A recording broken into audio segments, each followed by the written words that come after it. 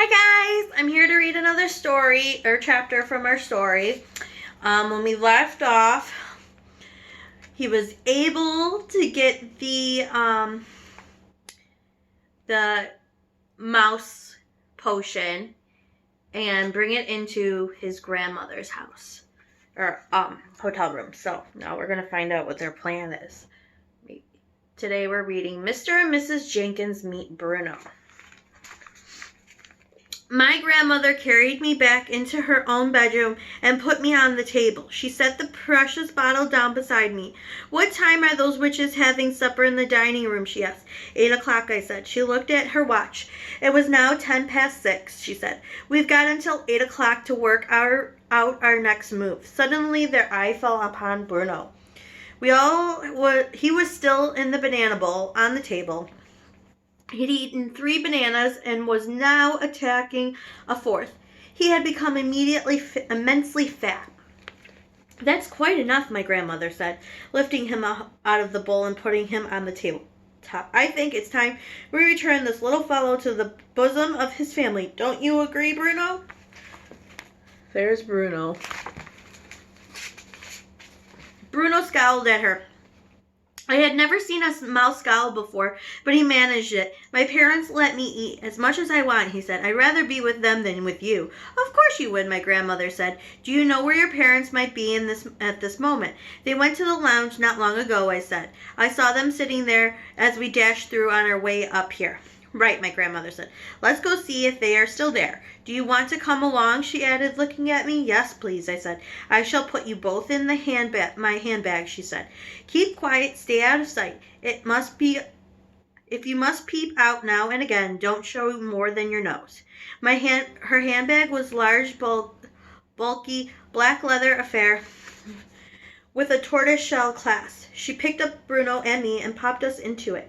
"I shall leave the clasp undone," she said, "but be sure to keep out of sight." I had no intention of keeping out of sight. I want to see everything. I seated myself in a little side pocket inside the bag near the clasp, and from there I was able to poke my head out whenever I wanted to. "Hey," Bruno called out, "give me the rest of the banana I was eating."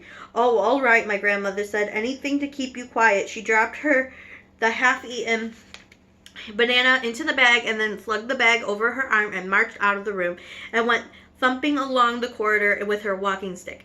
We went down in the lift on the ground floor and made our way through the reading room to the lounge, and there, sure enough, sat Mr. and Mrs. Jenkins, a couple of armchairs with a row around the glass-covered table below them.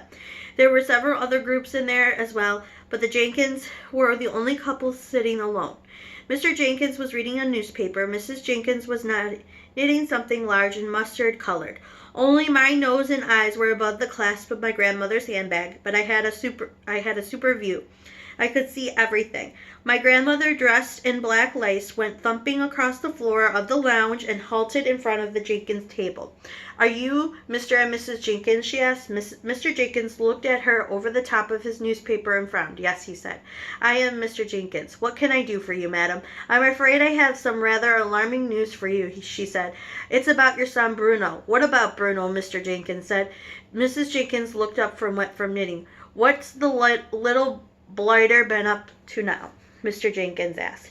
Raiding the kitchen, I suppose." "It's a bit worse than that," my grandmother said. "Do you think we might go somewhere more private while I tell you about it?" "Private," Mr. Jenkins said. "Why do you have to be private? This is not an easy thing for me to explain," my grandmother said. "I'd much rather we all went up to your room and sat down before I tell you any more." Mr. Jenkins lowered the paper. Mrs. Jenkins stopped knitting. "I don't want to go up into the room, madam," Mr. Jenkins said. "I'm quite comfortable." There's a picture of him and them talking.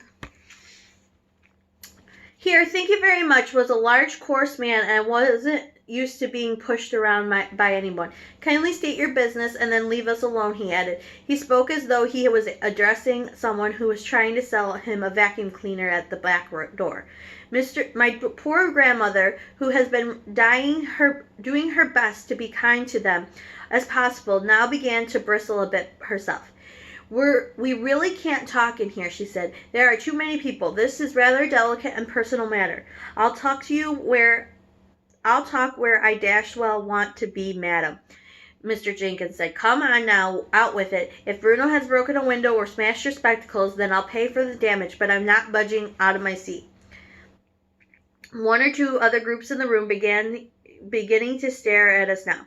Where is Bruno anyway, Mr. Jenkins says. Tell him to come here and see me. He's here already, my grandmother said. He's in my handbag. She patted the floppy bag she was walking with her walking stick. What the heck do you mean he's in your handbag? Mr. Jenkins shouted. Are you trying to be funny? Mrs. Jenkins said. Very prim. There's nothing funny about this, my grandmother said. Your son had suffered a rather unfortunate mishap. He's always suffering mishaps, Mr. Jenkins said. He suffers from overeating, and then he suffers from wind. You should hear him after supper. He sounds like a brass band, but a good dose of castor oil soon puts him right again. Where is the little beggar? I've already told you, my grandmother said. He's in my handbag, but I do think it might be better if we went somewhere private before you meet him in the present state. This woman's mad, Mrs. Jenkins said. Tell her to go away. The plain fact is, my grandmother said, that your son Bruno has been rather drastically altered. Altered, shouted Mr. Jenkins. What in the devil do you mean, altered? Go away, Mrs. Jenkins said. You're a silly old woman. I'm trying to tell you as gently as possible as I possibly can that Bruno really is in my handbag, my grandmother said. My own grandson actually saw them doing it to him. Saw who doing what to him? Heaven's sake, shouted Mr. Jenkins. He had a black mustache which jumped up and down when he shouted. Saw the witches turning him into a mouse, my grandmother said. Call the manager, dear, Mrs. Jenkins said to her husband. Have this mad woman thrown out of the hotel. At this point, my grandmother's patience came to an end.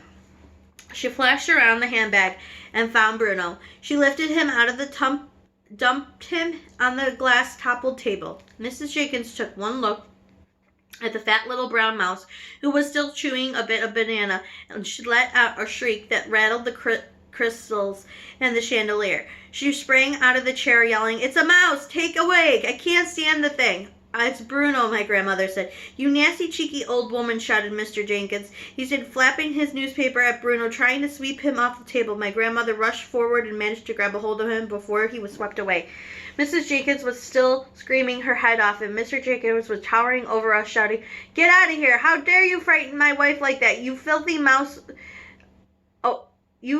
Take your filthy mouse away this instant. Help! Screamed Mrs. Jenkins. Her face had gone the color of an undesired of a fish. Well, I did my best, my grandmother said, and with that she turned and sailed out of the room, carrying Bruno with her. So it seems like the Jenkins don't believe them. So, tomorrow we will read the plan. I hope you all have a good day. Mwah! Love you.